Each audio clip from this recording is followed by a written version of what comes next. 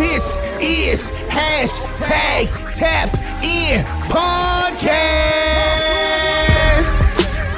Tap in. This is Tap In. Yeah. This is the place where you about to tap in. Wanna know what's hot? You gotta tap in. You know who's dope in the city? Gotta tap in. This is Young Woody's hashtag Tap In Podcast. Yo. This is your boy Young Woody, and this is and you look, man. Look, I'm cutting to the fucking chase today. Tap In viewers, listen. Everybody they can say the word legend. It's a difference when you have a body of work that prove that shit. Let me be about as frank as I've ever been. This is one of the best, if not the best, representation that Austin, Texas has ever presented. With no further ado, Austin, Tap In viewers, I give you Austin's own NOOK Turner, dog. What is motherfucking good, hey, man, dog? I appreciate you having me. You know what I'm saying? This way overdue. Overdue, but hey, bro, when it's right, when it's time, it's going to happen when it's time. Yeah. I'm never a person that's going to try to force something. When people are busy, moving, family, life, I never be a person to force or demand anything. When it's right and it meets, hey, we going to get it in and we going to work. And that's how we've always been. So let me start this out, man. How have you been, man? How's everything been going? I've been seeing the new Texas single out. You've been pushing that on top of the fact we got Jump On It coming, man. Well, talk to me. What's going down, man? Man, I'm just relentless. Like, it can't stop. And I feel like if I stop, it'll be a downer for everybody that struggled before me that paved the way. Like, if I let them down, I let the future generations down. And I got kids now, so I tell them every day, do 100, do what you're supposed to do, go hard, never give up, never quit. Your words got to match your actions. Yeah, I'm gonna tell them that, and then I'm out here quitting because I got excuses and reasons. Like, my thing is to show them and show everybody that we can make it and we can be successful and put our own definition on what the fuck success means. That's 100%. Not what everybody else feel like successful is. Because I used to always pray before my great grandmother died.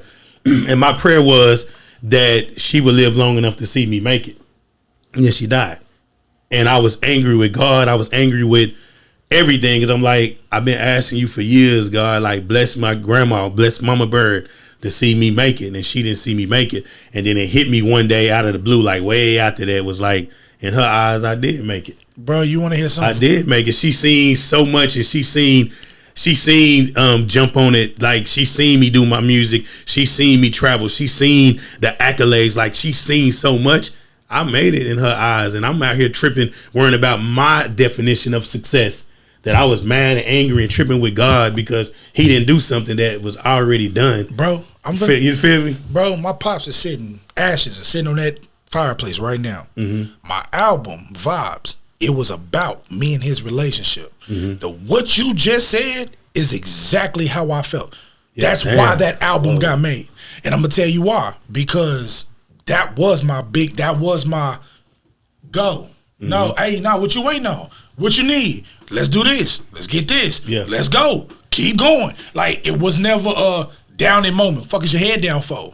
All right, what happened? Boom, all right, let's figure it out. Boom. Facts. Go, nigga. Like, that energy that you just described, bro, when I say I relate to that shit 100%, I understand. Yeah. I understand that. My pop saw DY Music tour. He saw all that shit. So when my definition of making it, because this is what most people don't understand, there's a difference between making it and actually doing what you set out to do, and there's a difference between a financial representation to say we made it. Right. And that's the difference. A lot of times we looking at what we feel success is, not the people around us that's saying, well, shit, he doing it. Yeah.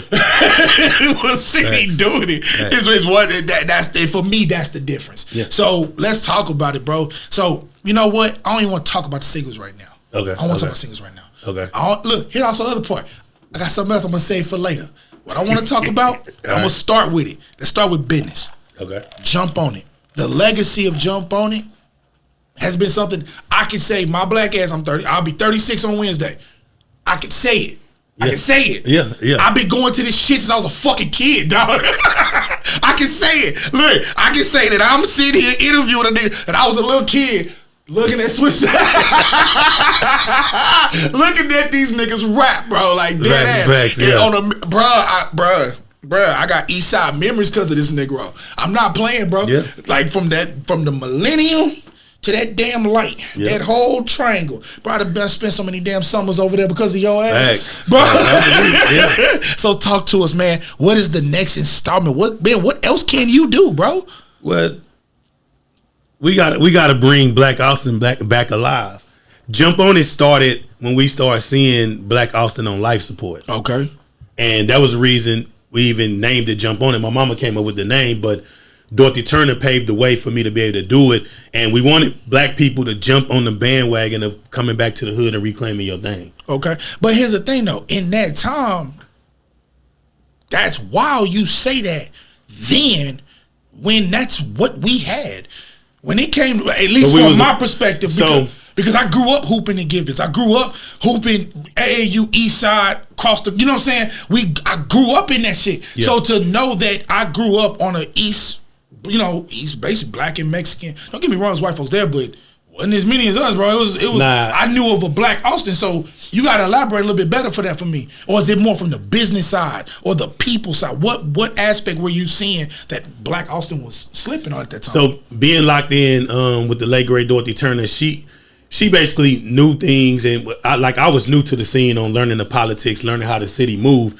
So the plan had already been initiated in 1995 to revitalize the 11th and 12th Street corridor. Mm-hmm. And basically what that meant in layman's terms is they fit to start running niggas out. Yeah, facts. So Jump On It started in 97. So the plan hadn't happened yet. You know what I'm saying? So we was ahead of time saying, hey, reclaim East Austin, reclaim your parks, reclaim your cities, and let's stand on community. Okay. We were telling people to do that, knowing that the future was going to basically present a situation where that was going to change. And that's what we wanted people to do, to jump on the bandwagon of love being black, love being at Rosewood Park. We don't even know the historical significance of our parks, our institutions. Like, it's so much shit in Austin that they kept from us. Mm-hmm. And Jump On It was like, I'm 16 when I started Jump On It, so I was a youngster too. Hey, we were youngsters. Yeah. You, bro, you talking high school, us, in between that early elementary, middle school, because I was in middle school when you started it. So you in middle school, I just graduated. That was my first year out of high school when I started it. Yeah. I was in middle school right when you started it. So coming right behind, because I graduated in 06. Okay.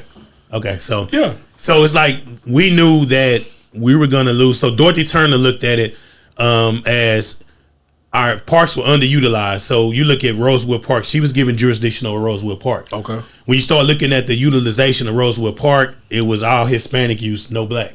Yeah, and it was minimal. It wasn't active. It wasn't active at all. So she put out a citywide call and said, whoever want to do something to Rosewood Park, holler at me. I was the only one that hollered at her. But if you think about this, you were young, but I don't know if you remember when Juneteenth was popping. Yeah, of course. Okay, so of course, Jump On It came in filling that gap when they had started putting Juneteenth on life support. See what I'm saying? Okay, to his point, I could say this. Mm-hmm. Juneteenth used to be huge. Yeah, that parade used to take four almost 5 hours. Yeah, now hour and a half, maybe after that. Yeah. They get through it, and then most of the time it's spent at the bottom of the railroad tracks. Yeah. So right now, and I can be honest, even that year, I think, was it last year, the year before, when I seen you down there? Mm-hmm. I think because my sister, she had her business tent down there, and it was right next to when you had your full stage setup, performances, everything. So, bro, I ain't seen it, even the bottom part like that in 5-7 years? Yeah, it's slowly dying because they pushing us out, and then as we correlate in these other cities like Round Rock, Georgetown, all Manor, Elgin, they should start to bubble and popping because that's where we at. Yeah. But they've always tricked us to forget who we are and the value who the fuck we are. And that's been the game. So Jump On It filled that gap when Juneteenth was dying. That was my only reason for even wanting to do Rosewood Park, because I grew up going to Juneteenth. That was the highlight of my year. Like, I couldn't wait till the next year. Like, I spent my whole school year saving money, planning out everything just to go to Juneteenth. Are you serious? Yeah. Yeah, like Juneteenth was my highlight. And I'm an only child. I would go down there by myself, and I know everybody And I'm from the east side, have my family. I go down there by myself. That's how excited I was about it. Oh, okay. You know what I'm saying? So Juneteenth was my thing. And so the idea of Jump On It was like, let's bring that Juneteenth feel back. But let's not just do it one time. Let's do this every week for the whole summer. And everybody's like, nigga, that's crazy. You gonna do something. But at time, I'm 16, 17. That's light work. That's light work to do something. Because you got nothing but time. Yeah. I'm fresh out of high school. I ain't got school. That's my next focus. And then not to mention at the time, you don't know that I noticed that you was pushing music in Central Texas up in Norfolk. I'm going to act like I don't know that. But your ass was working. I told you I'm a real Austinite, bro. I know my city, bro. So the things that I know, I know. I'm sorry. I got you. I know. I'm sorry. But in the same breath, like, you were working, bro. But I don't think people really put the respect on it because everybody wants to, I guess, be the one. Right. Well, see, we should always have to. I deal with this shit because everybody at one point in time wanted to be the first to blow from Austin. And that's what every rap nigga would say. I'm going to be the first to blow. And we never even gave ourselves the opportunity to blow because we was always rushing to be first at something that didn't require anybody to be first. It requires somebody to just make it happen. But on top of the make it happen part, the problem that I have with Austin, and I'm pretty sure you ran into this, it was never a talent problem. Never a talent problem, but like I'm saying, if you want to go first, that means you start competing with everybody around you, and then you start holding them back because you want to be first, and that started the crab in the bucket type situation. Which is true, but I don't mean it in that perspective. Okay. The reason why I'm saying that is something I know now. You learned very young. The actual meaning of being first. Is not the popularity, it's the business behind it. Facts. The problem that I've always had with Austin was it was never about you. It's about, hey, bro, do they fuck with you? Yes, cool. Do they fuck with you? Cool. Now, what business behind these people is going to change it? And the reason why like I said this off camera, this man is the biggest fucking conundrum in fucking history. He is. Because, bro, I don't give a damn what no one say. If this man was in any other major city, he would be the #1 fucking artist out in that area, period. There would be no stepping over him. It wouldn't be. Why would I say that? Countless amount of mixtapes, countless amount of albums. He has all the, fuck the accolades. I don't care about the accolades. He has not only the image, he has the connections, he has the motion, and on top of that, he has the #1 thing in Austin, I can say, because I know for a fact, don't no one, even Quinn, can do. If this man threw a show right now, he could put 150 people in the building, 200 people. Facts. He can do it. Facts. He can do it. Look, and hear the cold part. I can say this because I know it to be fact. He doesn't have to put no one else on the card. He can be the face of it. It's his show. And if with the right amount of time in Austin promoted, he will put 200 people in the building. Most of y'all can't do that. Matter of fact, I don't think any of y'all can. And that's a problem. Now, here's the other part about it. And before, just give me a sec, because I'm going somewhere with this. Just give me a sec. I told you, I couldn't wait for this fucking interview. He's the biggest conundrum. He has had, we just talked about the start of an event. That was 97. 97, 07, 17. That's 10, 20. We going towards 30 years. We're going towards 30 in 3 years, 2 years. It'll be 30. Yeah, we going towards 30 years. 30 years in 2027. Bro. We talking about a community-based action that's built around not only community, but it's not even just targeted. It's programs and things set up for the youth and children. It is literally community-based for damn near 30 years. I'm sorry. This ain't something that I can joke around with. Yeah. This resume in any other like, hold on, wait. I can prove it. How long has Trey been doing Trey Day? Oh shit! It ain't been nearly. I bet you it ain't been that long. No, it's probably. Has he hit 20 yet? No, I don't think he's hit 20 yet. Pause. Trey ain't even hit 20 yet. I told you I can pull. I told you I can pull this in, bro. I can do this everywhere. Well, wait, hold on, wait. I can do it again. Atlanta, Luda. Has it been 20? Luda Day? No. No, I don't think so. No. I told you I could pull this anywhere. I don't think none of them got 2 decades. Hold on, wait. This is worse. Luda's worse. Luda's worse. He also has a Trina and a motherfucking Yin Gang twin feature. I told you, this is worse. I told you, this nigga anywhere else, this nigga is a fucking superstar, bro. This is what you got to take accountability for, Austin, and that's why I'm glad he's here. Because like I told you, we're going to talk about Jump On It. We can talk about put this, nigga. And see, that be the thing, like, I be trying to tell people to understand, like, bro. Like, I sacrifice a lot of what I do for my music for Jump On It, essentially meaning I've sacrificed myself for my city. Mm-hmm. And I don't think they really understand or get that. They just always looking at something that they wish they could have done. Like, even doing Jump On It as young as I was, I got so much hate from the older people in the community. Like, I've never been in a situation in this city to where everybody really got behind and supported what I was doing. It was always like, whoa, he shouldn't be doing this. Or how is he able to do that? Or even when I was young and I first started rapping, and I'm like 9, 10 years old, I'm going throughout the city winning all the talent showcases, mm-hmm. right? So a lot of the older artists hated to see me show up. It was like, oh, he young, he gonna get it. Instead of embracing me and saying, let's take this youngster under our wing and fuck with him and let's grow some, I've always ran into the hate side of it, or people just opposing what I'm doing because of their feelings of what and why I'm doing this shit. But let me ask this, and this has always been a question I've always wanted to ask. Okay. Why indulge? And this is something I'm going to tell you why I asked this. Okay. When I do Tapin, I can say I've done, for 2 years of being on the media side, I've done things that I didn't even think I was able to do until I did them. Okay.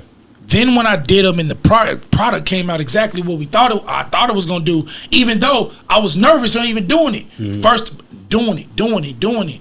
I'm looking at South by. I got 2 badges on that wall right there. That's mm-hmm. 2 years of doing it. The first year I only had 1 event. The next year I had 3. Okay. So now, this is progress. Now for next South by, I want my own stuff. I want certain things that I want to do that I feel like I can do now. Thanks. So this is the growth of a progress. Mm-hmm. But you know what I couldn't do? Look at the other entities or look at the comments of it, because here's the thing. The comments, yes, you can hear certain things. You know the difference between a hater and somebody who has constructive criticism. I always tell people there's a difference. There's a vast difference. I can take negative criticism if it's constructive. I cannot take just hating. Like, I know the difference. Yeah. Why? Because me and you both know the time it takes to make music. Projects, your people music projects, then to push them, having the stuff, the CD cases, the printouts, the timeout, nigga, I can go, it's like a rap verse. I can go word for word with you, bro. Yep. I understand that part. So when, for me personally, even with building this, to even get your attention is funny as shit. Been knowing your ass for years, but to get the attention, to know that you know I exist, doing this and that. Yeah, it's to the work. You have to be like, bro, I'm trying to get him over here. Well, what the hell are you doing with him? Doing this. Oh, bet. Hey, doing this. Well, what the fuck are y'all doing here? Yeah. This. Oh, shit, y'all about to pack. Yeah, what's up? Mm-hmm. Like, boom. Like, but the work has to show. You can't just say you're doing the work, you're judging the work, but you're not supporting the work. Right. To me, it's like dead sound on the mic. I'm not gonna hear you. Mm-hmm. I don't want to hear you. Like, I ain't gonna lie to you. When you did the Expo Center, I don't know if it was last year or was it right pre-COVID? Yeah, it was 2018. 2018. Yeah. Okay, I remember when you did Expo Center, turn around, and you know the one thing I paid attention to that whole week. Okay. The whole week, and I think it was probably about a week or 2 after. Okay. You addressed all the comments about the negativity that people were talking about with your brand. Mm-hmm. And I had one question. Okay. Why address it? Because, and the main reason why, I'm going to ask why. people running their mouth did not invest one dime into that show. Right. They didn't into that week, into that, to having those kids around, to those plans that you had. Regardless if anybody thinks they're grandiose, minimal, whatever, I don't care. I'm asking, why address people that are not the positive or at minimum a $20 donation towards what you're doing? Well, my main reason was a lot of those people in my age group are older who got kids, correct, who participate. And so I felt it was my obligation for the kids, for me to say that your parents really know what's going on. You know what I'm saying? And so to get that out there. And then a lot of the situations, I think, so one thing about me, I'm not going to say it's a flaw in me, it's a thing that I have that makes the situation hard for me to get support on a lot of levels, is because I make everything look like it's easy to do. So people get the misconception that I'm struggling my ass out. We $79,000 in the hole making Jump On It happen, but publicly it look like everything is on and popping, because I was raised to go for what I know, believe in it, claim it, manifest it, live in it, and don't live in none of the negativity. So people already think I'm thriving when I'm struggling. So then when I start asking for help, they already feel like he don't need the help. He good. I had too many people tell me, why am I asking for money? I already got money. Everything is good. And my thing is, because I made it look like it was good in order to make it happen, but I really needed the help. And so I've always made shit look like it was already there when it wasn't there. And I'm speaking specifically on Jump On It. So you pull up to the expo center, you see all these mechanical rides, you see 2 stages, you see all this shit, you hear about all these artists, you automatically think, oh man, that nigga Nook got it made, he making money, he good. So then why he asking us for money? He hustling us. So I had to get out there and get in front of things and say, nah, this shit really not what y'all think it is. I have to present it like that because that's what we deserve. We deserve to have all of that shit, but I never made it a point to say I need to support up front, because I'm like, let's make this shit happen. But also the other part. But here's also the other part. The asking for support part should be pulling up and enjoying the festivities. Right. Let me like, this is why I'm glad we're able to have this conversation. Okay, talk to me. Bro, I swear to God, I mean this with every bone in my body. The person who's having the bank, meaning this is the budget, and this is what I'm allocating to these things to get these things possible. If your dollars are not in on this when we started, you need to be quiet when it's gone. When I'm doing what I'm doing, what you need to do, if you say you got my back, you need to have your kids go enjoy them rides. You need to go make sure they got $20 so they can get them some cinnamon sticks. Facts. You need to, if they want to see Trina, then you gonna make sure your ass is out there with them. Facts. Go see Trina with them. It's a community event. And here's my thing. The reason why I'm saying that, I'll explain why. Now, what you said, I understood. Well, hold on, let me say this real quick. It's a community event, but if people don't understand the concept of community, they can't understand a community event. And that's been the problem, is we've been stripped from what the fuck a community means. Well, which is true, but I don't think that's true, bro. Okay, and the reason why, the same people that we are discussing about understand it when they go to other people's shit and do it. So I call bullshit. And bro, this is real talk. I call bullshit. The difference between the two is very simple. And I've said this for a million years. I've had people in rap conversations be passive towards your music, my music, and other people's music right now. But if we told those niggas to come get into the studio and get in there with us, they would fucking drown like a baby in the fucking ocean. They would not be able to compete. Right. It's not possible. Hell, I'll make Crook make the beat. I promise you. The between Crook, me, you, I promise it's you. Over. It's over. So you feel what I'm saying? It's not those, for me, those levels of it makes no sense. Because, and I'll tell you why. Okay. I'm doing Tapin, right? I got ciphers I'm doing. I got events that I'm getting ready, that I've set up. Got flyers coming, all that. So I'm getting ready to start throwing stuff, right? I know the budget that I have, that I had to set up everything I did. Right. I know what I have to do for myself at my own event, plus what I orchestrated to get through. Luckily, I am in the community, so I'm able to get in like artists and certain things for free because these are my guys. I've been working with these guys for years. Luckily, I could put a very good show together. Here's also the other part. What I had to pay to do it. Now, if you come to that event and you see me interviewing, you see them performing, you see heavy hosting, I got a DJ over there, and you come into the show, right? And you say, I wish he had. If this was me, I would've. My advice, go do it. Facts. But what I'm not gonna do is waste my time and my ability to focus on the people who the shoulda, coulda, wouldas. Now, so I'm gonna say this. But like you said, but there's one part I want to address. Right before you say it, okay, you did address the parents. You said you wanted to make sure that they knew there was nothing scammy or gay. That people understood what was going on because they don't be understanding what's going on. Correct. Right. Now, for that part, because you're dealing with kids, I understood that. I got a daughter and everything. I understand that 100%.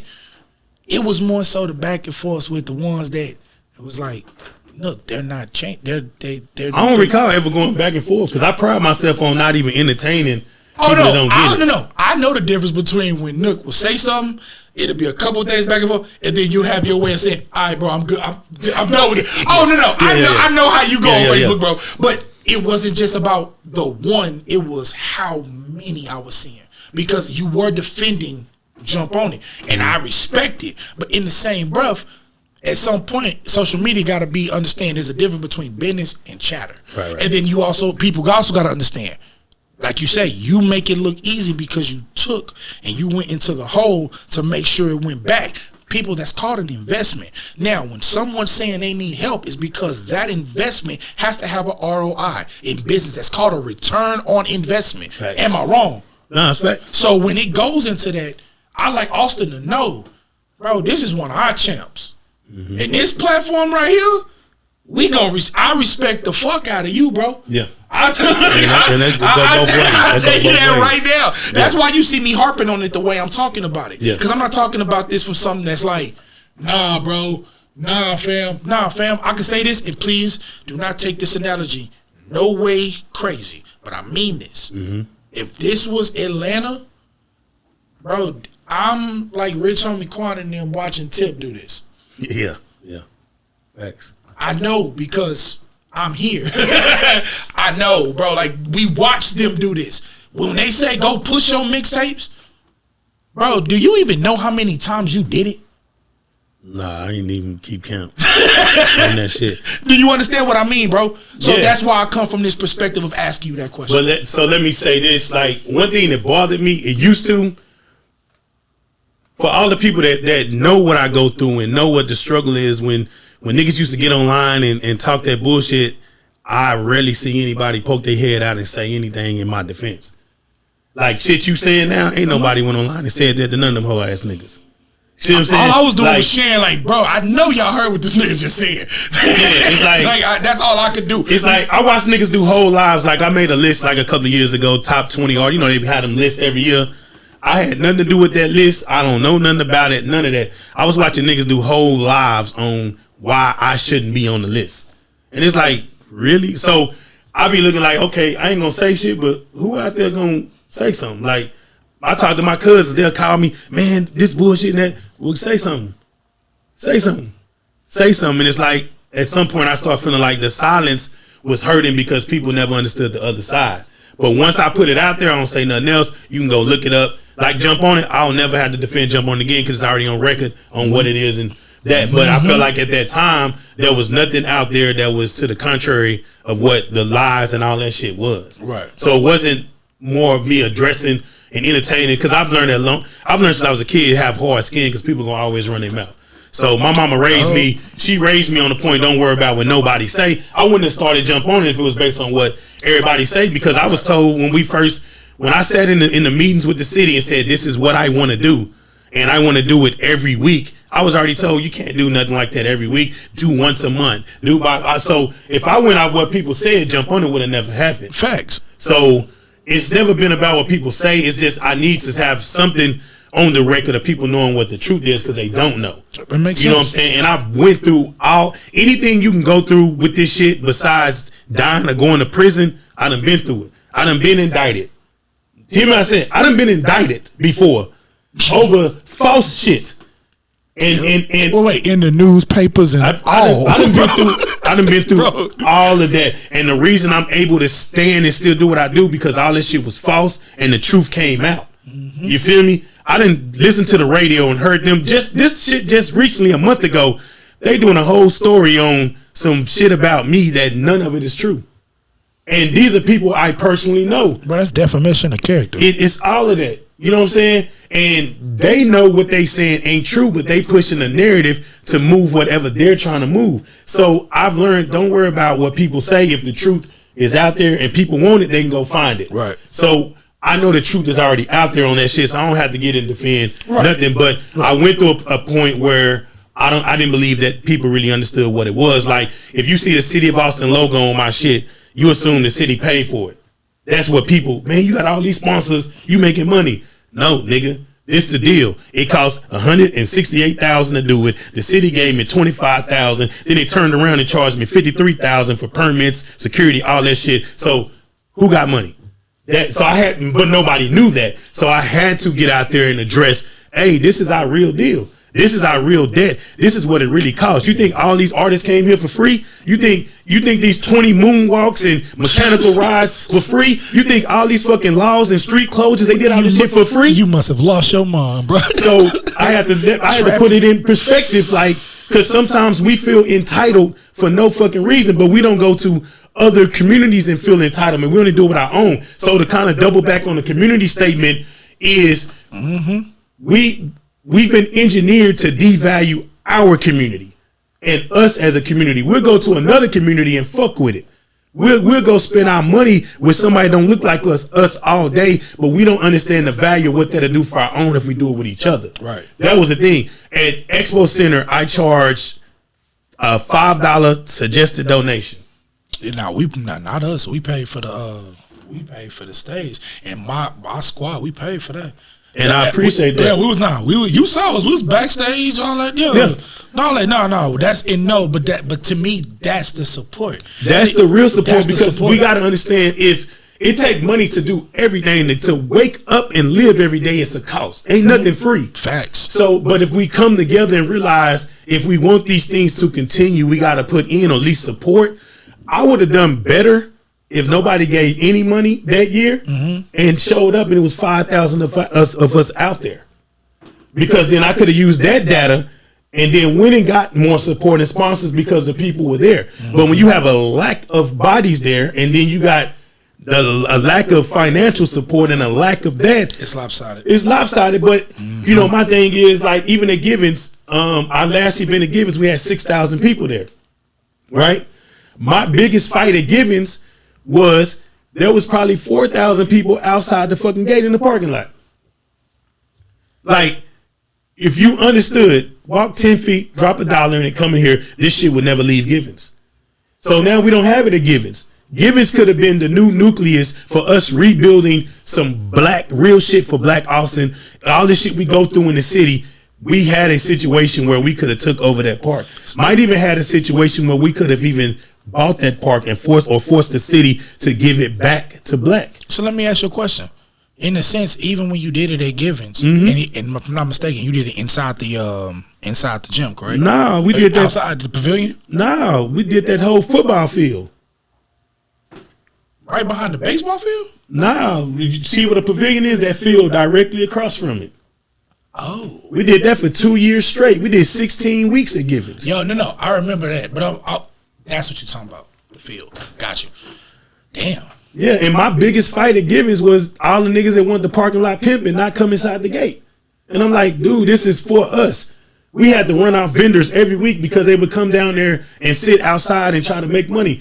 Dude, all we charging is $75 or whatever the small fee was. Pull inside the gate and give back to the event. because we could have turned that into a situation the city couldn't deny because we already had city support. So my question for you, why didn't you just cut off the lanes?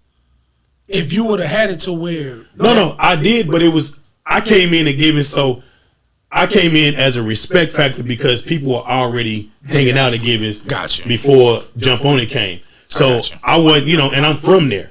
You feel me? I'm from there. So I'm not going to come and just disrespect, run everybody off this. Y'all been here. So let's figure out how to work together. And that was my attitude. Like, I'm not trying to come and change what y'all do. I'm just finna bring a commodity here and we can all grow this shit together and do something. But in the same breath, one was going to events and the other was just staying out doing the thing. So the money wasn't circulating around as it should. Well, they look forward to the events. They utilize the events for personal gain and shitted on the event. See what I'm saying? Yep. Like you got somebody out there got a full bar in the parking lot selling liquor. We got an adult zone over here that I use as a fundraiser where you can come in there and buy liquor. I can't even shake my head, bro. But check what I'm saying. We were able to set up a whole adult zone and you could actually bring your kids, let them run off and go sit where the adults are, have some drinks and chill. We made it for everybody and that still wasn't respected because we have been so fucking socially engineered to self-sabotage ourselves. The white people didn't have to do shit. They just had to say, we've already engineered it's not going to work. They would come out there with drones, the police department. And watch. Helicopters. And watch. Because they already know this is not going to work. And we proved them week after week that it will work. I just never got the full support from the community to say we're in this together and we can benefit from it if this shit pops. But after this amount of time, if it wasn't fully supported, man, by this time, bro, you would be on a whole nother level, G. It would be a whole nother level if the city embraced it. But if you look at some of these cities, like you mentioned Atlanta, you mentioned Houston, all of these cities have went through gentrification and are now going through gentrification again. Yes. A lot of these cities were post their time period of gentrification when those cities popped for blacks. Makes sense. Austin is in a situation where we're just going through the first stage install of gentrification. So right by downtown and they pushing us to the Metroplex. Right. So it's like we're in a phase behind a lot of these major cities like Chicago, LA. We're behind them. And so, give us another 20, 30 years, that'll be a different situation. Right. You know what I'm saying? I just popped up at a time period to where it was pre-everything. People didn't understand that, and people didn't understand what was really going on in the movement. They just thought it was another hustle or another win for somebody instead of saying, hey, let me hear what Nook really talking about. Let me hear what some of these people really talking about that are actually doing the work. Because a lot of motherfuckers get online and run their mouth, but they're not doing the work. They ain't made nothing happen. They don't have no credibility that's proven with their sweat equity and what they've done. So we got to learn as Austin, look at the ones who are doing something, not the ones that's talking, not the loudest one. See who are the ones actually making shit happen and then get in line with where they're at and then build upon that. You know what I'm saying? Nobody in the history of this city has been able to continue what we're doing for blacks and black youth as long as Jump On It has been. Oh, no, that's nobody. It's not happening. So then why don't you say, let me see what it is about this and let me support it? Because why is it still here? How is he still doing it? You can name countless organizations that started in the 90s that they've been gone. It's only a handful, if that are still in existence. And these are big institutions. We're not talking about youth community form programs. Right. No, I agree. You can go 2020 during the George Floyd movement and COVID, and there's groups that started that's no longer here in the last few years. So you're talking about something that's been almost 3 decades. And I believe it's going to be a time that people are going to recognize and jump in and understand their benefits. I think a lot of things is you don't understand how it benefits you to support this until you really see what it is. And we've been trained to believe and buy into success versus buy into building success. So, example, Michael Jordan can walk into any restaurant and he ain't gonna feed him for free. He can afford to buy the restaurant. Facts. Let a regular person walk in the restaurant ain't shit free. None. Because we've been trained to buy success and buy into success, then building and making people successful. So I don't take it personal when niggas hate on me or people talk bad about me. I just say they don't really understand what this is, so I gotta show them.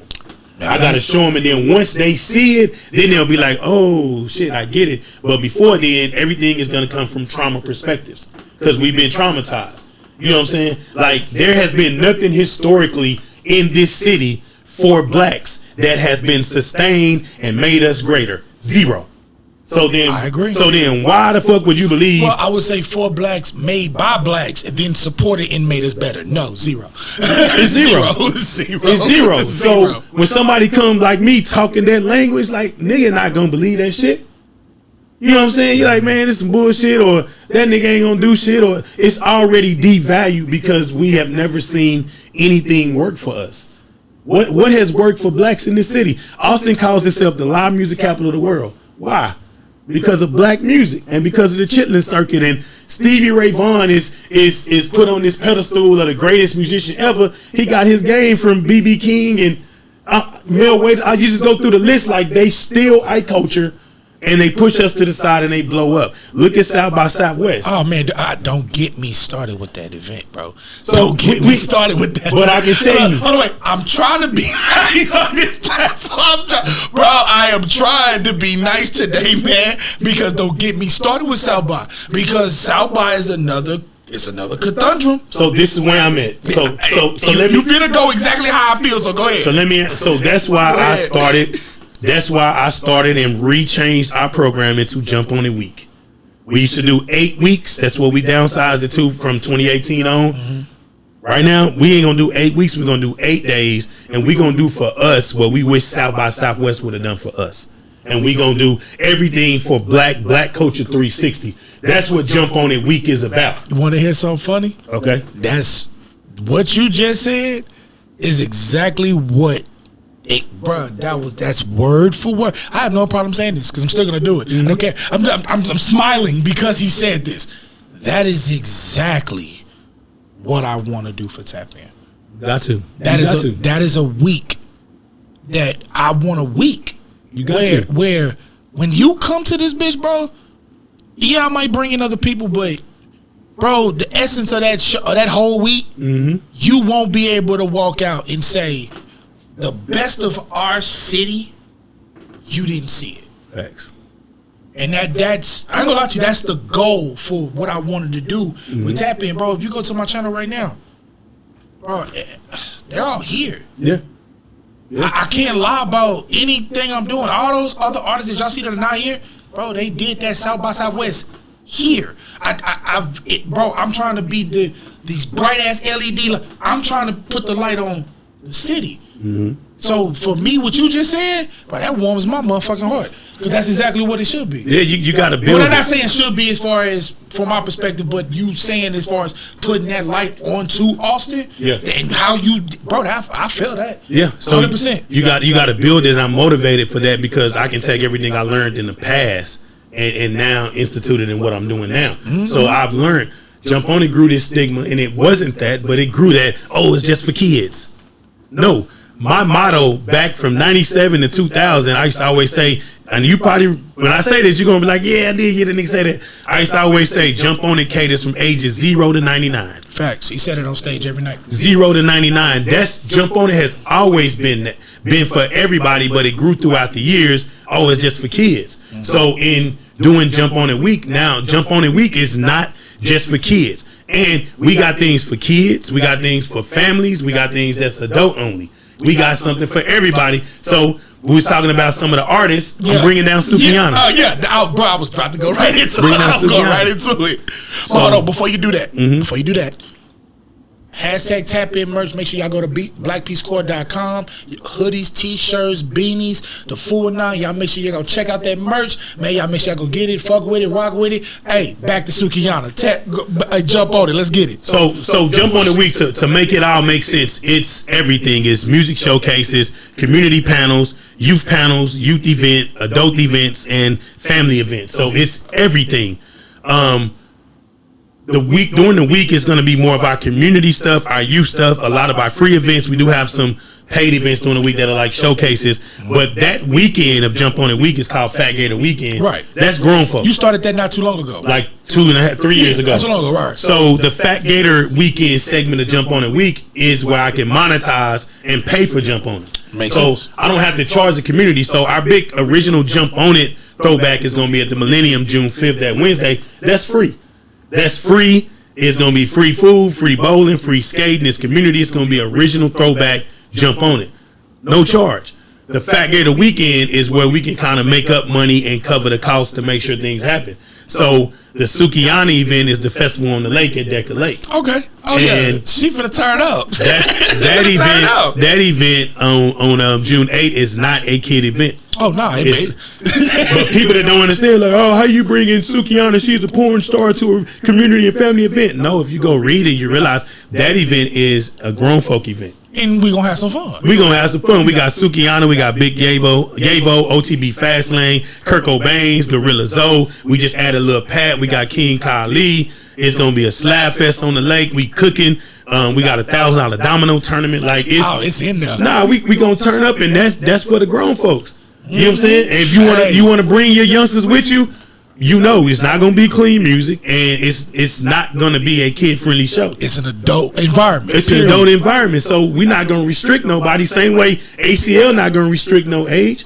But they're going to put on an artist that may not do clean music. Man, they had Cardi B up there. I don't want to hear it. Right. They had Cardi B up there. I don't even want to hear it. Right. ACL, she didn't clean nothing. She did her thing. That's another one of them self-engineered things is when we do it, we get held to standards that we don't hold the other people to. Tracks. Same way when I brought Trina to the Expo Center, that was one of the ones I had to explain. I feel like I had to let people know, because how you bringing Trina to this event? First of all, these kids listen to Trina. Facts. These kids grew up with their parents listening to Trina. And they know her shit. I told Trina, I said, hey, because I said, hey, you got to do a clean show. No problem. She did a clean show. Who did all the cussing for her? The crowd. They know the music already. Cut away. It was worse than that, because I was there. I seen it. I was there. I seen it. You ain't got to justify. That ain't even the part that that ain't the part that makes me go like this. That's not even that. Okay. Bruh. They listen to NBA YoungBoy. Facts. They listen to King Von, Lil Durk. Bro, they listen to way worse. I'm sorry. And we talk about the kids. Forgive me. No, I'm sorry. Bro, no. There's two things Austin got to stop doing. Number one, stop talking to us and stop talking to people that are in the business side of it. About what we should not put in front of our kids, in front of your kids. Facts. When you should be the one not putting it in front of your kids. Facts. Like, real talk, I'm just brief intermission. Bro, I went to my twins. I went to their birthday party. Okay. My young kinfolk. Keep in mind, they 16 years old, right? Mm-hmm. Bro, that was the first time I felt old. Okay. Because I'm sitting there, they got brought this whole setup. It looked beautiful. Shout out to my auntie and my kinfolk. They party was lit. It was dope. Mm-hmm. So I'm sitting there, just chilling. DJ went through, fam. He went through Lil Baby, Del Baby, Sexy Red. Who else? It was two other artists. Glorilla. Glorilla and NBA YoungBoy. Mm-hmm. Bro, when I tell you, keep in mind, bro, this auditorium in Round Rock was full of teenagers. Okay. Everybody in here 16 and up. Mm-hmm. Between 16 and, I say between 14 and 18, because they all in high school. All of them. Right. Bro, every single song was a fuck song, and none of it was clean. Mm-hmm. Bro, my grandmother, bro, she's sitting right to my, bro, I did not make this up. Yeah. Bro, she's sitting right to my right. I said, if Big Mama would have got on our ass. That pussy. Hey, look, or she just wouldn't have came. You know what I'm saying? She wouldn't even have pulled up. So I'm sitting there like, they wildin'. I would, I'm thinking we gonna listen to that shit away from the family. Yeah. You know what I'm saying? No, the family here, the kids here, turn up in the mute. And I'm talking about, no, so hold on. So if I can say that within my own family, I know how they party. Yeah, yeah. Man, miss me with that. Please, y'all miss me with this bullshit because y'all know what y'all kids are allowed to do. Nook knows, hey, bro. He been doing this for years. He obviously knows kids clean music, but what y'all not gonna do is act like y'all don't listen to the dirty versions in the car with your kids. Exactly. You're not gonna act like you're not clean. You're not gonna act like you're not in the house listening to the clean versions while you cleaning your house. I don't want to hear that shit, bro. No, listen. I'm gonna tell you right now, real shit. I'm gonna say this is gonna be a brief intermission. Guilty, right here. My daughter has heard me record every single song for the last 8 years. She's heard it in this house, bro. Yeah. Whether it's here or wherever we lived, she's heard it all. She's heard it all, yeah. Bro, I got a song called At Your Neck. My DJ partner was getting ready to play it. When she heard the song, she was getting ready to sing every word of it. She turned around and jumped up and said, "Daddy, can I say all the words, please?" Because the literally first part of it goes, "Bitch, I met your nigga." Yeah. But she don't want to get in trouble for saying bitch. Right. But she knows every word, yeah. bro. She's 9. Yeah. So yeah, they understand what they doing. We understand. But guess what? If they went to a kid event, would I expect to hear cut? No. But if I'm going to an adult event, I bet not hear no clean music. What the hell are y'all doing? I'm gonna look around like, what's going on? So I understand, bro. So I get it. So let me ask, what made you add the lake to the festival for the Fat Gator Weekend? Well, so this was post-COVID. I was like, I started learning. I'm like, I'm tired of doing concerts. I need to create an experience. Okay. And then I needed something that was not jump on it, because everything I do is like I'm held to, it has to be like jump on it, and that's not what it is. Right. So, long story short, I had Mo3 and Boosie booked for the first Fat Gator. Okay. And basically COVID killed that. So that didn't happen. That and the next year. Yeah. So I was like, I want to add an experience, and since we call it Fat Gator, we need to be on some water, and we need to sell Gator, and we need to do all that. So I went looking for places that was around water. The original one that was got canceled was at the Austin American Statesman, which is right off of Lady Bird Lake. Yeah, it's right there. The next one I did was at the Texas Ski Ranch, and that was in New Braunfels. We brought Fredo Bang, Rich Homie Corn. That's right there by the lake. They got a man-made lake on the property, so it was around water. Oh, yeah. So you could ski and do all that shit out there. Oh, boat ski. Was I riding on the back of the things? And all Yeah, that? they got it. They got the contraptions made where you can actually get out there and ski and all that. Oh, snap. Okay. So we did that, and then after that, the next one we did was at Buck's backyard. They didn't have any water, so we brought in this big, gigantic ass swimming pool, and we paid to build a swimming pool right in front of the stage, and we had B King as our nighttime headliner, and did that. Oh yeah. So that's what he does. So from that point, I was like, I gotta find a location that got water that we can actually get in the water and do water things. Because at the ski ranch, if you wasn't skiing, you couldn't bring a boat out there. Oh, okay. You know what I'm saying? At Lady Bird Lake, where the American Statesman is, it's off the water, but you don't have any water activities. No, it's just right there on the trails, and you can just see the water, but you can't. Right. So the ultimate goal is to make Jump on It Week and Fat Gator Weekend a destination event where people come from all over, like South by Southwest or Essence, all that. So when we went and looked at Waltree Long, the city was, or Houston, who used to be our council member, she used to push Waltree Long on us back when she was in office, and I wasn't feeling like it's too far. And I wish I'd have knew then what I know now. That would have been perfect if I'd have started back then. But the consistency of it. Yeah. So this will be our second year out there, but we were able to, we can have jet skis, you can boat, you can even swim. We're not going to allow swimming for this one because I don't got the money to pay for the permits for people to swim, and I don't think niggas going to swim anyway. But boat, you can bring your boats out, you can jet ski, and you can do shit on the lake. Okay. And I think that was the experience we wanted, was to give us something that's black, that looked like us, and we could be on water. If you look at the history of the city, most of a lot of the freeman settlements, when post-slavery, we settled around water, and then we was forced in.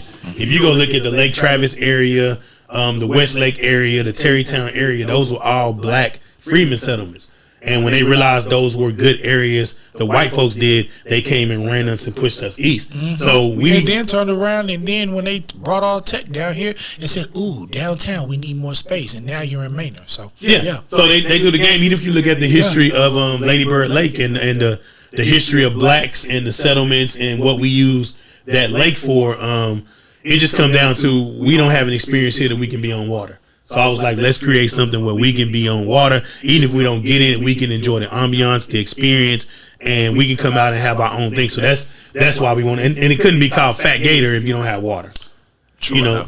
And so you got to have Gator and Cajun food, and you got to have water. Walter E. Long presented the best situation for that. My goal we was gonna do before we announced this year, we was gonna do 2 days on Walter E. Oh. And we was going to, have day 1 and day 2, and then we was going to try to do camping where you could. So we weren't able to do that logistically, and the city, we still working through kinks with the city. Like the city gave us an extension to 11 p.m. this year, but then the sound people come back and say, oh, well, you can't have sound to 11. So we got to down park to 11, but we got to cut the sound off at 10. So now we got to go to city council to get them to extend it. Yeah, the city got to pass and extend it. But see, once they extend it, it's done deal. They can't never go back, oh, we won't do it no more. It's done. So we're working out the kinks, because right now they even got a policy you can't bring pets on the park. Because we was going to bring out horses and trail riders. Yeah, they. This is Austin. Since when? It's Parks and Rec, and we don't represent the right skin tone in order to bypass those things without having to actually take out the motherfucker that's in front of it, the gatekeeper. So I got you. My point is saying. Look. Stop. Right. So I got you.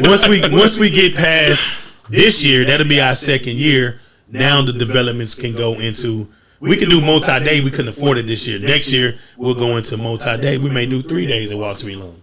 And now you got a full ACL type experience, and then you can do 1 day as kids. Camp out to the camp out. You can do all of that. Lit. So we growing. But this year, Jump on It week, it's crazy because we didn't even realize this, but until we started like counting everything, this is over 30 events in 8 days. Jump on It week is 30 plus events in 8 days. Well, how the hell do you? And logistically, how do you pull that off? Even though I know I'm about to see it, I'm just asking, like, how the hell do you pull? Like, seriously, it's crazy. Like, it just grew because we wanted to do every day a theme, and then it just turned into every day we got something booked, and then we got multiple events, and then we got multiple activations within one event. So if you look at the Millennium, okay, you got Jump on It Community Day, right? Right. That's going to be 6 to 10 or 6 to 9, 6 to 9. That's outdoor original Jump on It. Okay. Inside the Millennium, we have $1,000 3-on-3 basketball tournament. That's its own event. You took the skating ring and turned it to a basketball court. It's gonna be a basketball court. They got the gyms in there. They got the goals already. Right. So then after that, that ends at 8. Then you got until 11 free skating and bowling. So within that one situation, you have 3 events. So that's how they start adding up, because each event got its own ticket, its own scan. Even though those events are free, you got to go RSVP. They're different events. And so it started. So like that Saturday, June 8th, for any artists out there, and I'll get you the information on it, from 10 a.m. to noon, that's going to be in Houston, Tennessee. We have panels. We have music panels. We have A&Rs, big producers, platinum artists, all that sitting on music panels, distribution companies giving the game out. That's 10 to 12. Then from 12 to 2 is the celebrity basketball game. That's going to be at Doris Miller. That's Team Big Yavo versus Team Rainwater. That's going to be crazy. And then at 3 p.m. we out at the lake until 11. And then after the lake, we got the after party that's going to be at EXO. Okay. And then after EXO, we got the after hours party. So you see, in that one day, right. And then the next day, we do our annual boat party. And then after the boat party, we have a hangover party, we call it, which is the party that just the end of the Jump on It week. So when you get to start adding all these events up in all the locations, you're looking at 10 plus venues, you're looking at 30 plus events and panels, and you turn into a full situation. So last year we was building it last year. But hey, hold on, bro, I ain't finna let you walk past that. Okay. I'm not. I'm sorry. I'm not gonna let you walk past that, bruh. Now. Well, first, if you're able to do a big festival every week consecutively, back to back for a whole summer, doing this shit in 8 days becomes light work. Correct. But that's not the part where I say I'm not finna let you walk past that. Okay. Tap in. If you don't take advantage, I'm gonna tell you the same thing I said during South by Southwest. If you don't take advantage, this is your fault. Facts. Now, why? I know for a fact Timberland was down here, South by Southwest. Mm-hmm. How do I know that?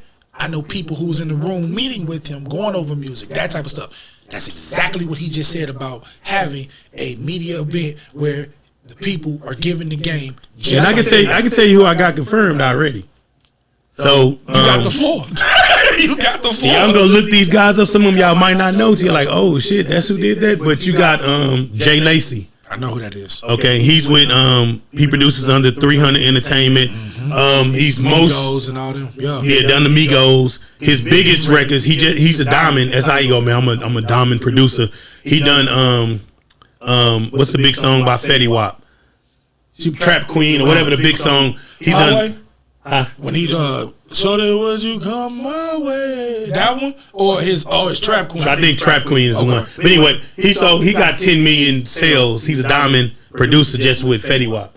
But he's coming. I've been knowing him for years. He's one of the ones that heard the Yin Yang record I had, and he's the one that took me to New York to work on the deal with Warner Brothers. So we go back, way back. Anyway, Jay Lacey gonna be there. Rainwater is gonna be a panelist. You know, he got hella game. And then him and Say Cheese has just formed the record label. I know who Say Cheese is. So I know who they are. So yeah. And then Gorilla Zoe is gonna sit on that panel. And people don't realize, you know, this man can tell you about the industry in and out because he's been at one point, he's been one of the biggest artists, and him and Flo Rida's real tight. And he was telling us a story one time. He was like, man, Flo Rida used to open for me. You know what I'm saying? Nah, when Zoe dropped, Zoe had the motion. He had the motion. Mm-hmm. So Zoe's gonna be there.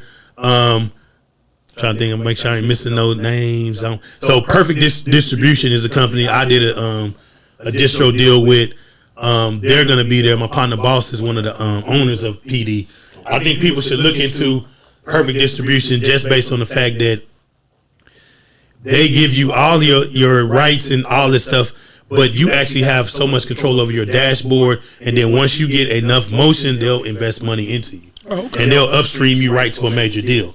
So they actually put work in to bridge that gap instead of actually just leaving it all to you and you do what you best you can with these tools. Yeah, they've already done that. They're looking for artists right now that'll get the numbers to get that. They already have a plan in motion for you to get major funding and major backing. Oh, okay. So, that's what's up. Yeah, and I was able to negotiate a deal with them that was out of the ordinary what they do just because of what I do with all the events. So I brought them on as a sponsor of these events, but to help them actually get more artists. But the other thing that Perfect Distro will do is they'll take like Tapin, or they'll take your situation, and then they will allow you to set it up to where you can sign artists under your distro. Oh, wow. Yeah, and it's your shit. So you know what that sounds like to me? That sounds like very similar to what Sauce Walker does, to how he has, of course, his stuff, but he has multiple artists where he's just getting a percentage of what they do, but he's helped marketing and push his artists up under his man. And so you'll let them eat, but then of course you'll eat off of them, but you're giving them the avenues to do everything they're doing. Correct. No, trust me, it's not just like a still thing. They're growing. That's how you get your percentages, and everybody's already set up. Yeah, and they just did a big partnership, actually contract now with Scott Storage. Okay, no, the producer. Yeah, facts. Yeah, so they're working on some major stuff. So they'll be there as a panelist, and you can get all the information and distro things like that. And then we got a homegrown. We got T-Double, who's going to sit on the panel, and he knows all the ins and outs of synchronization, all that. He has major synchronization projects, and he's making a living off his music. He's one of the few here that can actually say he's living off of his music and his royalties. Oh man! So hey, take advantage. So that's going to be that. Yeah, everybody got to do is just go to the website, jumponitweek.com. Those panels are free. Okay. So all you gotta do is go register and make sure you RSVP to get in, because once it fill up, it's gonna be closed. Got you. So that's my thing, is I wanted it to be a full resource for artists. I'm an artist, so I had to look out for artists. Got to look out for the youngest, and then I got to look out for the adults. I had to make that happen, and then I got to look out for the community. So that Monday, June the 3rd, is going to be Black Embassy Day. For those that don't know, we got a resolution passed in 2021 that called for the city to apologize for its mistreatment of black people. That is a fact. And then it called for them to offer restitution to Black Austin in the form of what we created. Is called a Black Embassy. So we're going to update the community on where we are with the Black Embassy. We're going to have city dignitaries, officials out, and we're going to talk about that. Plus, we have a panel that's specifically called Undoing Gentrification.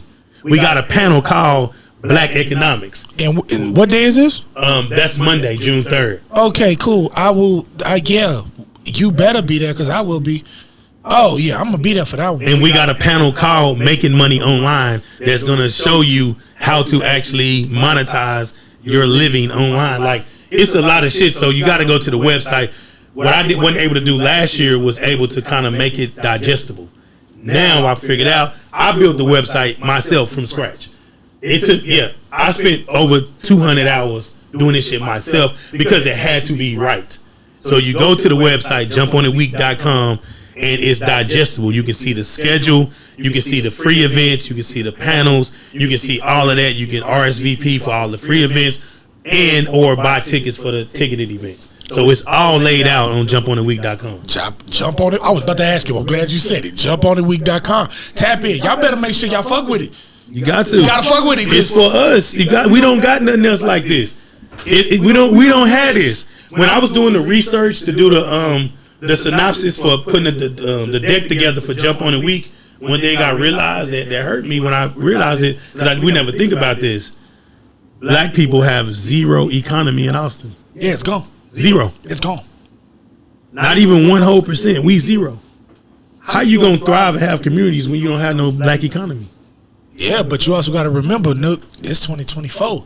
The East Side we know no longer exists. But there's blacks still fighting for it, and I'm torn in the middle of. Well, I'm not disagreeing about the blacks being there, because my grandmother's still staying. I got family all over the East Side that's still there. Right. But in the same breath, like, I watched slowly but surely Austin Colony, Dale Valley, Maynard, Elgin, Lockhart, Huddle. My mama stay in Black Hawk. Like, I could literally show you this. Like, our people, we got some that's still sprinkling up. We got, what's up, 12th Street barbecue spot, Sam's. He's still fighting. But you also got to remember, if you look in that same area, the corner store gone, the barbershop across the street getting ready to be gone. I still live there, so I'm still there, so I understand. Like, so, and I'm on one of the lucky streets where we got 4 black neighbors.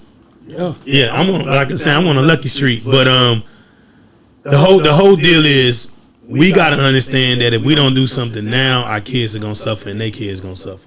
And I'm tired of black people being made into relics, museums, ghosts. Was here. We need to be able to say we are here.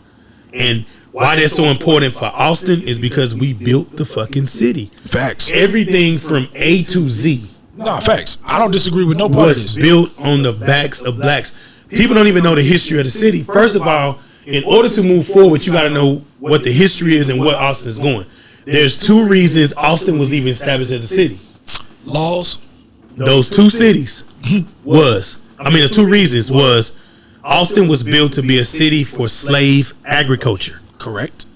The second thing is it's the midway point between Mexico and Oklahoma. It was used as a military spot during the war to have a spot in between Oklahoma and Mexico. So this city was only built to be for military and breeding and agriculture for slaves. So in understanding that, you understand where the city is going. The next thing is the first experiment on putting blacks in the ghetto and the social engineering and the projects was done here in Austin. Rosewood Courts was the first housing authority, government sanctioned in the country. I didn't know that. In the fucking country. I didn't know so that. Their first experiment of putting us in the ghetto and having the ghetto frame of mind and all the bullshit stereotypes and slums that come with that was done first in Austin. It's fitting to be done first in Austin because the city was set up for slave agriculture. So now that we're free physically, let's figure out how to still grow them, breed them, and keep them slaves. So the first experiment was done in Austin. It was done by way of the 1928 master plan, which forced all the black freedmen settlements over to the Negro district, to what we start calling East Side. Was done to put us into an urban renewal project that made us still be able to be slaves and work for the system. There's a lot that's getting ready to come out. I can't say on camera right now, but one of the things in our resolution that got passed, we forced the city to go do a report to tell us what they owe us and what we have lost due to their mistreatment. Those numbers are in, and it's gonna get real ugly once the truth come out. I'm not gonna be the one to say that. I'm gonna let that come out the way it need to come out. So I ain't killed over no shit, but it's finna get real crazy. But Austin has been the central hub. Even the name Austin's, we already know who Austin is named after, right? No, I don't. Okay, that's something I don't know. Okay, Stephen A. Austin. Okay, no, that part. Okay, the high school. Yeah, okay, I got you. To do, yeah. Well, one thing they were doing in Texas during that time period is they was incentivizing Anglos, white people, to bring slaves in. So if you had 100 slaves and you was in Missouri, Austin is saying, "Hey, come down here, bring your slaves here, and we'll give you 1,000 acres of land for free." So Stephen F. Austin and his family from Missouri, they basically was incentivized to come and settle in this area, and they was given all these thousands of acres of land just to bring slaves in. You ain't have to do nothing else, just bring slaves down here, and you're gonna get all of this shit. Before it was called Austin, it was called Waterloo. During the Waterloo, you mean the side of town that they call Waterloo now? This whole area was called Waterloo. That's correct. And if you go look at the history on that shit, during that time period, 60% of this area was black. Of course, there was more slaves than there were slave owners. Always. So at one point in the history of the city, it was majority black. People don't understand that. We built this entire city, from the music, even down to the technology, even down to the computer chip. Even when we went through COVID, everybody went on Zoom and all that shit. We got FaceTime. That technology was created by a black lady. The computer chip created by black. The live music scene, black. 6th Street at one point was all black businesses. Yes, people don't know the history. That was a black. No, that I didn't know. Okay, 6th Street was I did not know that. 6th Street and Red River was a black district. I did not know that. In my lifetime, I was down there, and my uncle had a stove repair shop, and then a cousin of ours had a shop across the street. 6th Street was black businesses. I did not know that. They came and forced us into the Negro district. That was the whole plan, force us east. And then once we populate east, we make it look, and they know what we doing to make that they can thrive. They come in and destroy it. Bring the guns, bring the drugs, bring everything. Let's destroy the value so then we can buy it low, sell it high, and run them east. We've been herded like cattle from the gate. To white people, and not every single white person, but to the white supremacy, to the white supremacy system, they look at blacks as agriculture. That's why I said the city was established for slave agriculture. So they herd us around like cattle. They brand us, they herd us like cattle. And when they ready for us to move to another situation, they send us off. And we've been going through that historically since 1928 in this area. Fuck. In the year 2028, it'll be 100 years. If we don't make some progress within 100 years of this shit, we are the stupidest motherfuckers on the planet, because all the evidence of our greatness and our value is right in our face, and we don't even understand what that is. So that's another reason I fight for Jump On It. That's another reason I go under NOOK Turner, and I added the Turner for my hero Nat Turner. And what he did in his insurrection, we're leading an insurrection here, not physically. We ain't killing nobody. Nobody got to be scared of that. But we're going to fight for the freedom for us to own something in this city. Nah, facts.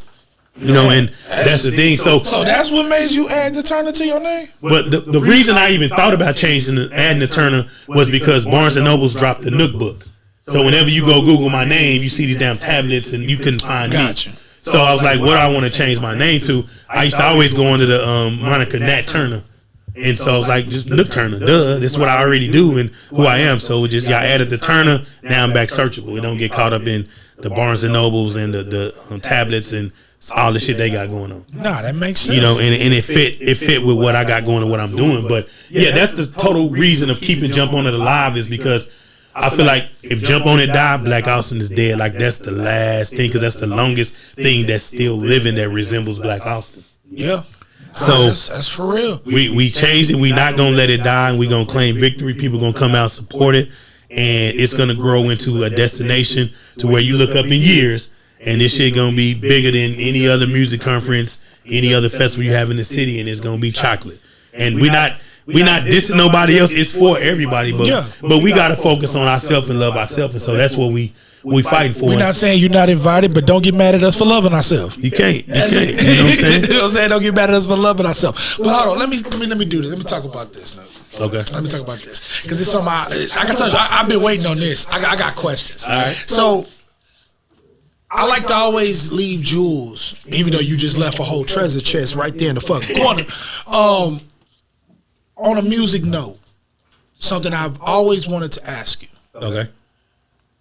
When you're cooking up and you're going and you're making your music, are you more based off of you have a target that you want to hit and you're going in that direction, or do you do like I got a partner that I basically look at him as hit based. Mm-hmm. He will not write a track or do a track that does not feel or give the oomph that I can push it as a single. Mm-hmm. So do you go single-minded first, or do you go song and then build upon it to bring out the single value?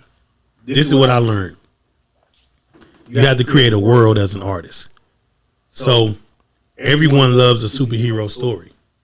So as an artist, you have to create yourself as a superhero in your world. So you brought up Sauce Walker earlier.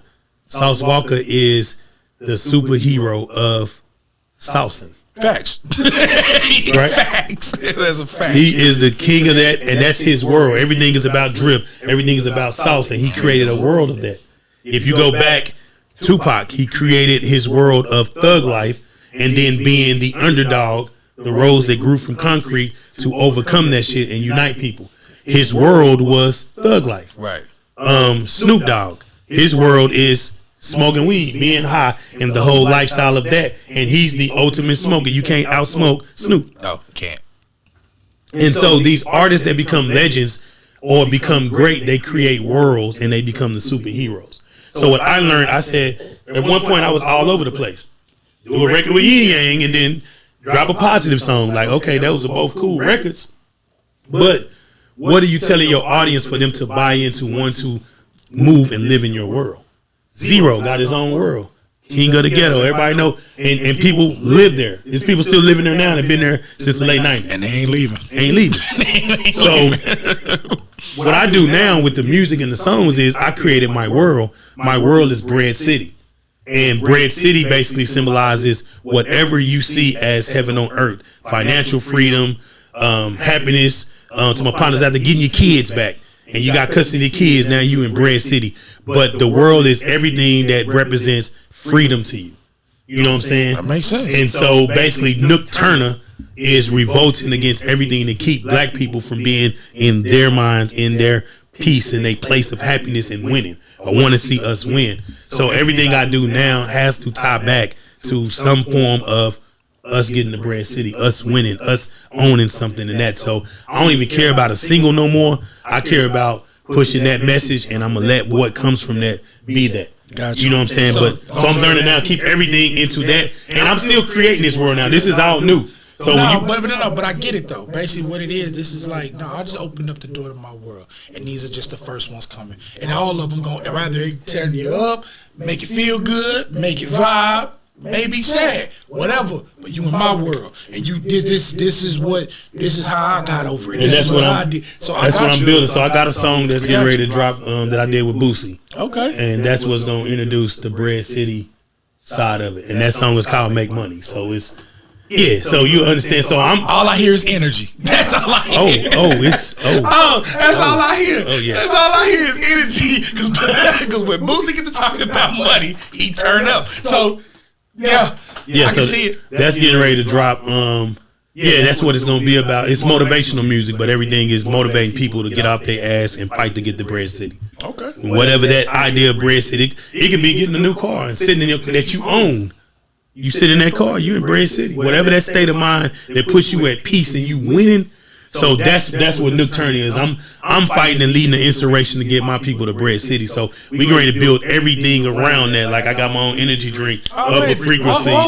You can't walk past that. Talk to us about it. What's up with it? Well, this is upper frequency, and so the original name for this was going to be COVID Killer, but that was I know why that did not pass. But the whole upper frequency thing is we're going to have an energy drink, also got a healthy drink, and we're going to push it like they will push a Gatorade. We're going to push it through all the schools, the sporting community, all that. So, the basic upper frequency is do something that keeps you on a higher level. Okay. Being in Bread City is about being on an elevated frequency. So that's what made you. So that's what the idea for the energy drink. Yeah, that's wild. Because it's a healthy energy drink. You got the vitamins. It makes you go up without all the bullshit and stuff that come with all the sugar drink. and shit. Yeah, definitely no sugar. And so everything that we do is going to be something to elevate us. Even if you think of the symbolism of jump on it, when you jump on something, you jump up. Yeah, you gotta go up. You don't jump down. You jump up. You fall down. You got to go right. So everything we do is about going up and elevating us to Bread City. So that's the world I'm creating now. So when you hear like the new album drop, you're gonna hear all of that. I got a song called "Amazing" that I'm dropping on Juneteenth. It's already out. I'm dropping a video on Juneteenth, and that song basically introduces you to the idea of what that is. But when you hear the Boosie record, it's gonna take you there. And the Amazing record is just really saying, it's amazing that we bought a lot and we free, but all I see is my people lying dead in the streets. We got to understand, in order to fight for freedom, we a lot of times don't fight for liberation because we already feel like we're free. We've made struggling look good. We've made being poor look good. We've made a culture around not having shit. You know what I'm saying? So we don't. A lot of times when you take your trauma and you create cultures behind the trauma, you don't never realize I shouldn't be glorifying this shit. I should be figuring out how to get away from this shit. You understand what I'm saying? And so that's what like Amazing is talking about. It's amazing. We bought a lot and we free. We not free. And until we understand that we not really free, then we'll start fighting for that freedom. And that's what I'm about. Fight for that shit. You know what I'm saying? You send your kid to a public school and they going through bullshit. You don't have to do that. You free. Your kid can go to any school. Facts. My kids right now go to a studio prep. Two of my kids do. They tuition probably was $5,000, $10,000 a year. I didn't have to pay no tuition at that school. Why? Because I figured out how to use my assets to get them in there. Hey, I don't have no money, but I know y'all school is predominantly white. Let me bring some color over here. And then on top of that, we do a lot of things for the youth. Y'all youth can be involved in. Y'all wouldn't have access to. And the only thing we ask is offset this tuition. Done deal. See, so when we learn that there's things and movements we can make, then we'll start making those moves. But we've made it look so good not to have shit that we forget that we got to fight to get shit. Yeah. And that's kind of where I am with the whole thing with my music and with Jump On It. And until I see the success that I have a definition on, I'm not going to stop. And obviously right now I haven't seen that. And now, see, you brought that up at the beginning of this interview, and that's something that I ain't gonna lie to you. I got two more things I want to ask you, but I'm gonna ask you this before. Okay. What is your definition of success, bro? Because to somebody who understands this industry, bro, I'm sorry. Rather not knowing the small, intricate details or any, just to have an investment of 6 figures once to do something. To some people, they ain't never seen it once, let alone had it to invest it even or to risk it. You feel what I'm saying? Mm-hmm. So the definition of success for me, even on a small tip, is being able to play in that realm. What is your definition of success, bro? Well, the first thing, man, money is bullshit. Money is a lie. Money is an illusion. Money is the way that they control everything. So my definition of being successful is being free of the entrapment of money. Being in a situation where my mama don't have to worry about shit for the rest of her days, my wife, my kids for generations, money is not their issue. And so that ain't about go get a lot of money so it ain't my issue. My thing is go back to what our ancestors gave us. That was the most valuable thing we could ever have, and we got squandered from that shit was land. First thing is that we talking about the east side.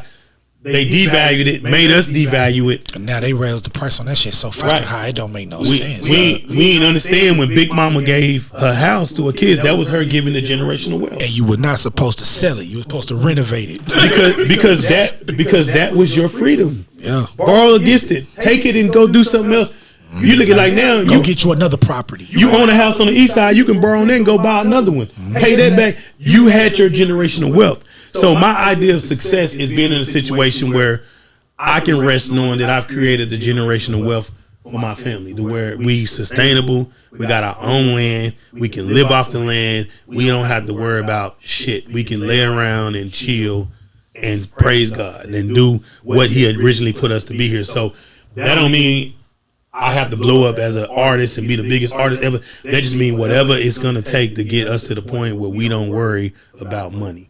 And we are living in freedom. And I'm getting closer to that every day. So whether I make it as a rap artist or not in other people's eyes, if it opens the door for me to get my definition of success, I've already won. Oh, yeah. Fast. Because I see a lot of niggas that sold millions of records and they got to get up and go on tour and be gone. And them niggas are way older than me and they still got to work to survive. So it's not about being a famous a big rap artist. Is being able to take your resource and your commodity as an artist and turn that into generational wealth. Once I know that we got generational wealth set up, I'm good. That's my definition of success. Okay. You know, we on a small scale right now building up, but we're working on right now looking for land. We're going to buy some land and turn it into a jump on it amphitheater and turn into a school and all that, and that's going to be the phase 2 of this generational wealth, because once that takes place, then we can start building out everything else. So we almost there now. We'll have land probably in the next 9 months to a year and a half. That means you looking now. That means you got a budget in mind. We looking right now. Yeah, that means you looking right now. We're looking right now on that because I know how long it takes for that process. So you got to find it, scale it, make sure everything good, then put your off in, wait for that to come. Yeah. So that means you looking now. You looking now. Once we build that, then I don't have 90% of the problems I have putting on events, and Jump On It in particular is property. You look at like Walter E. Long Park. I mean, the money we have to spend just to be on the park property and do an event is crazy when you can invest that into your own shit and build. And then just have it. Yeah, do what you want, and then you can let other people use it. And now we have the thing about building community. So you can go. Let me say all this: you can go big and you go small. But from my great grandmother down, their idea of community was family. Correct. Because the community starts with one family, and so Sunday, where you at on Sunday back in the Gap? You at church? And then you with family dinners, this and that. Whether you went to buffets or went to grandma's house, y'all together. Right. That was their definition of community. Then it grew into, as a family grow and your neighborhood grow, you have one big community. Correct. The reason that they are able to win against us and keep us from having a community, because we don't have that one spot we all know to go to. That's what made Jump On It a threat, is because that was a spot that we all knew, programmed in our heads. Summertime, it's on. If we want to see each other, yeah, we gonna be there. And everybody that came to Jump On It had a different reason, and it all served everybody's reason. Yeah. You feel me? When we were kids, I ain't gonna lie, being a youngster, we get to go see shows or we get to go see stuff. All the girls and phone numbers. Facts. Like, bro, I'm not denying none of that. I ain't denying none of that. Then it went from that to, I ain't gonna lie, it went from that to, at the time it wasn't for me artists, I was focused on basketball, but it was that. I remember when Trey came down. I remember when because he packed out Doris Miller, and y'all packed that motherfucker out. I remember that shit. So I was in there, and then I remember shortly after, a few years later, full in the music, and then you started having. I'll never forget this. Okay. You had the freestyles. You had different events that you were throwing. Then on top of that, then you started having. What was that? It wasn't that. It was. I want to make sure I say it right. It wasn't so much outside. You had events indoors. Yeah, I started doing indoor events. You did the indoor events, and I remember a few of those. And I performed at a couple of them, so I remember those. So those events that you've had, but I'll tell you, I've been doing this as a fucking kid. Yeah. So everything you're talking about, like I've had different reasons to go there, but I've enjoyed myself each time. And then also the other part that I've also liked about your events, you are reachable. See, this is one of the things that I think I respect more about you than I do a lot of people. A lot of people have a mystery, and they're far enough to where there's a mystery. The only thing you get is like what's on your phone or whatever. Bro, we watched this story. Yeah, I can say that. We watched this. See, I don't think people look, Tapin. Y'all can get mad at me how fuck y'all want to. I don't care. I can tell y'all what's in this fucking room right now, bro, because I seen it. Like I seen it. Like I didn't think. Like don't get me wrong. Y'all know my music, Tapin. Y'all know who I think my top 5 is. Let me be clear about something. He was the proof that we needed that we were able to do it. He was it. If anybody that, I don't give a fuck what nobody say, none of you niggas brought all of the fucking SUC here. None of you did that. He did. Especially back then, we didn't have shit. None of y'all did this shit. Bro, look, I'm giving you your flowers. I appreciate it. I don't give a fuck if nobody else ever can say, bro, listen, there's a difference between knowing the bullshit and then knowing what's really going on, bro. No. Artist, Austin, listen.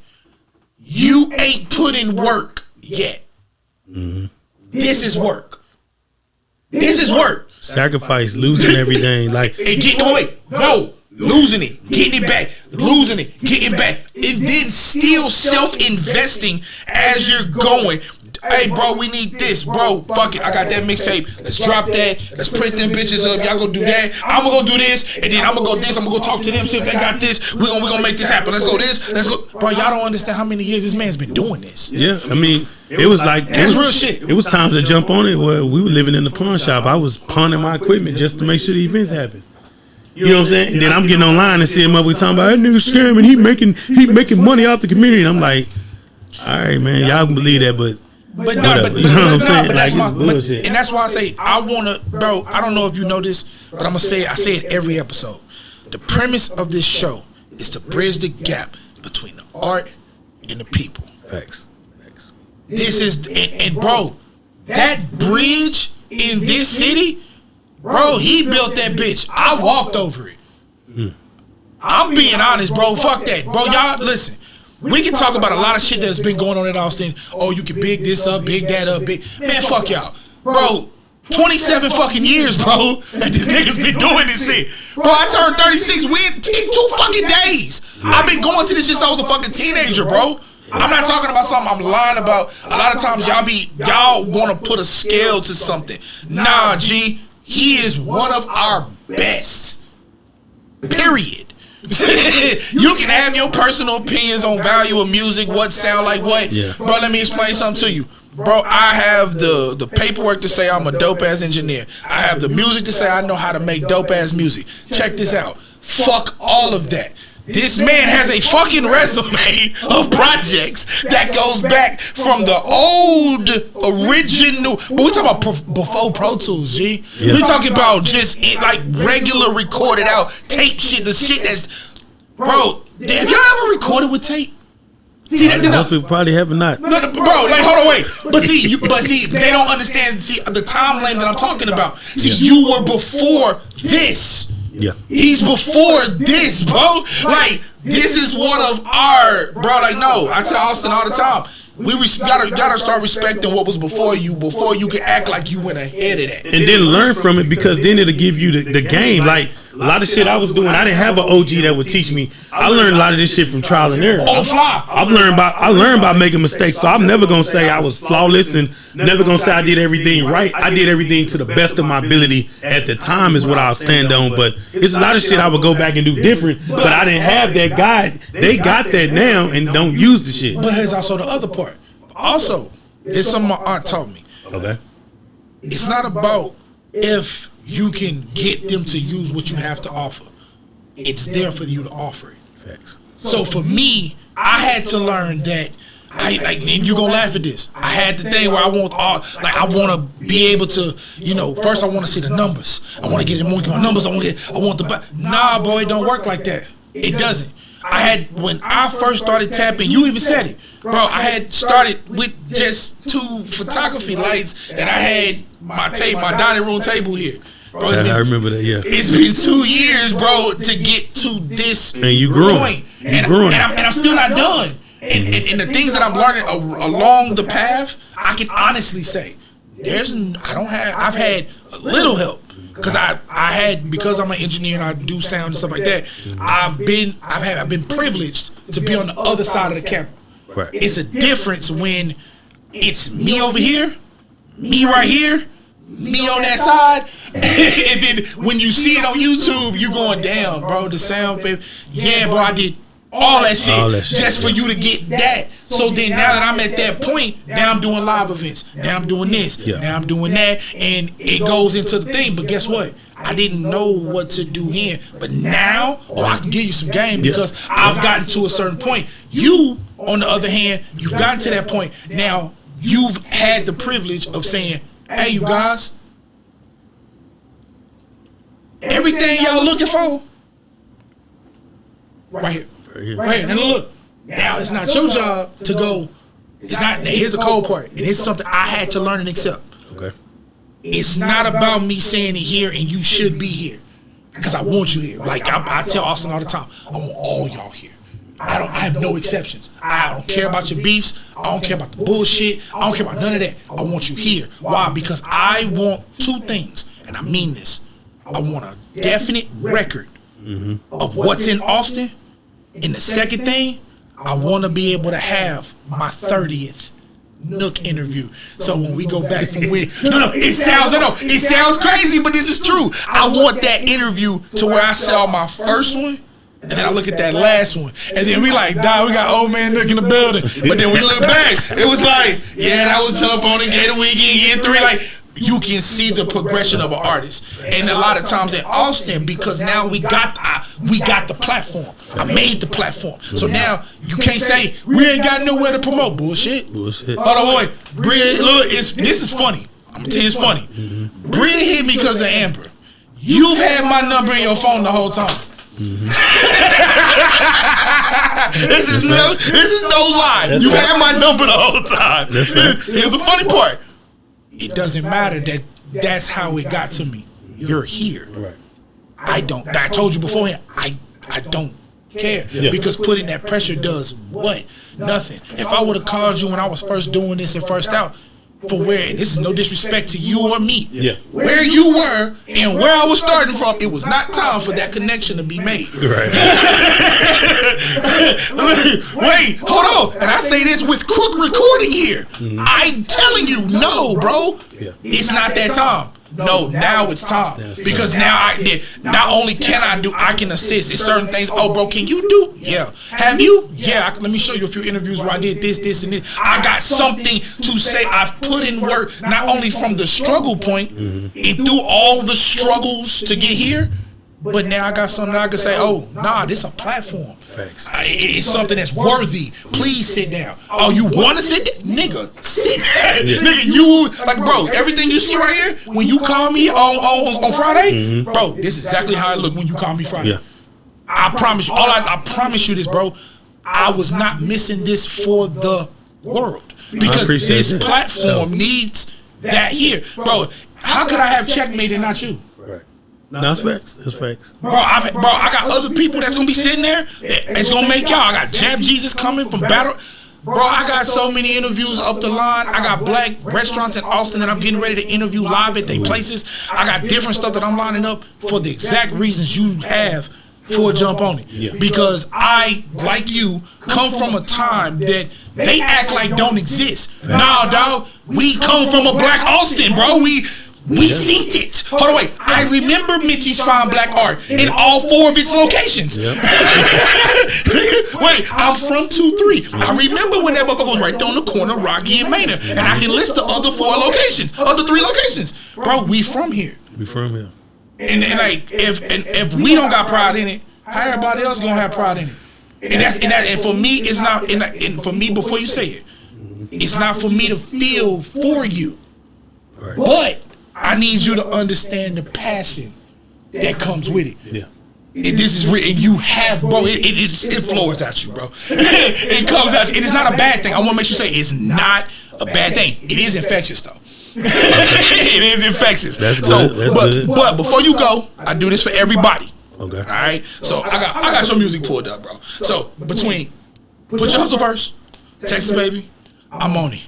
Which one you want to drop for the fans? If they've never heard your music and they had those 3 to choose from, which one would you choose? You gotta do Put Your Hustle First. Put Your Hustle First? Yeah. Well, big bet. Well, look, y'all. This is your boy NOOK Turner, man. This is Jump on It Week. Hey, hold on. Get to that in a second. Okay. I don't know. Wait. All right. This is your boy NOOK Turner. This is featuring O3 and Trina.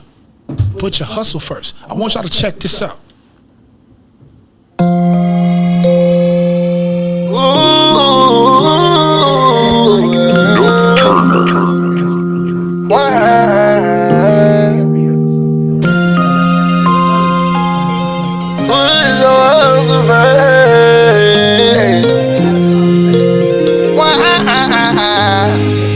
When you notice that things won't change and your niggas ain't acting the same, your bitch start running games, but you gotta remain the same.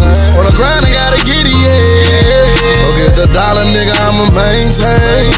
Move around if you ain't tryna work, cause I'ma put my hustle first. I'ma hustle until they know me. Fuck talking, you gotta show me. Put my dreams to the side for niggas that try to hold me. When your pockets get low, I bet you they leave you lonely. Now I stay a step ahead and my bread is my only home. See my mama go through too much, scraping to get a few bucks or anything she had to get me up on that school bus. I refuse to see my seeds, not see they daddy succeed. That's why I gotta go so hard, hitting the pavement until it bleeds. The real ones I know, they feel me, they understanding the pain. Sacrifice all you got for a nigga and then he changed. And then a bitch I had the nerves to set you up for some change. Then she crying at your funeral, acting like she your main. They hate on you when you living and love you when you ain't breathing. That's why I wake up in the morning and hustle until the evening. Last night I had a dream I was a broke nigga. I hopped up, looked in the mirror and said, no nigga, hustle you first. Notice that things won't change and your niggas ain't acting the same. Your bitch start running games, but you gotta remain the same. On the grind, I gotta get it, yeah. Go get the dollar, nigga, I'ma maintain. Move around if you ain't tryna work, cause I'ma put my hustle first. Trina, for my bitches that Yo. Now that's Put That Hustle First, man. That is NOOK Turner featuring Mo3 and Trina. Now, listen, yo, I had to let y'all hear that because I let you know he ain't weak. He really is one of our best, man.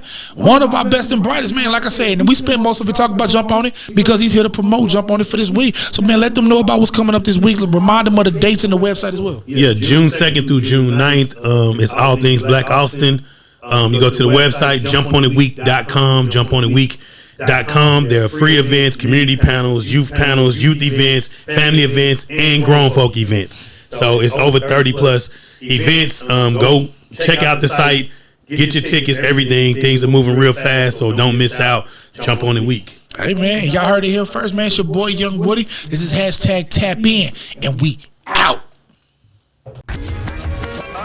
This is #TapIn podcast. Tap in. This is Tapin.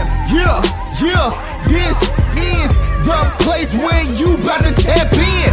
Wanna know what's hot? You gotta tap in. You know who's dope in the city? Gotta tap in. This is Young Woody's #Tapin podcast.